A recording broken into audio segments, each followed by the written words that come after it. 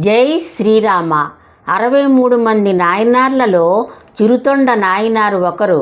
దక్షిణ భారతదేశములో చోళరాజ్యం అనే గ్రామములో చిరుతొండ భార్య తిరునంగై అనే బ్రాహ్మణ దంపతులు ఉండేవారు. వారు పరమ శివభక్తులు. వారికి సంతానము లేకపోవడము వలన నాగేశ్వరుడిని ప్రార్థించెను. పరమేశ్వరుడు అనుగ్రహము వల్ల భార్య నంగైకి ఒక పుత్రుడు జన్మించాడు. ఆ పుత్రుడికి సిరియాళుడు అని పేరు పెట్టెను. ఒకరోజు పరమశివుడు చిరుతొండని పరీక్షించదలిచి భైరవ జంగ వేషధారి అయి చిరుతొండ ఇంటికి వచ్చి, ఈరోజు మీ ఇంటిలో భోజనము చేస్తాను. నాకు 5 ఏళ్ల వయస్సున్న బాలుడిని చంపి వండి వడ్డించాలని కోరాడు జంగముడు.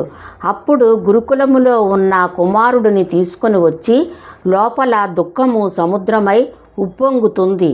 అయినా బాలుడిని చంపి వంట చేసి జంగమయ్యను భోజనానికి ఆహ్వానించారు. నేను ఒక్కడినే భోజనము చెయ్యను, నువ్వు నీ కుమారుడు కూడా నాతో కలిసి భోజనము చెయ్యమని అన్నాడు జంగమయ్య. అయ్యా, నా కుమారుడు రాలేని స్థితిలో ఉన్నాడు అనెను. నీ కుమారుడిని పిలు అనెను. అప్పుడు తండ్రి నాయన సిరియాళ అని పిలిచెను. కుమారుడు సజీవుడై వీరి కళ్ళ ముందు వచ్చి నిలబడ్డాడు. వెంటనే జంగమయ్య ఆకులో ఉన్న పదార్థాలు అన్నీ మాయమయ్యాయి.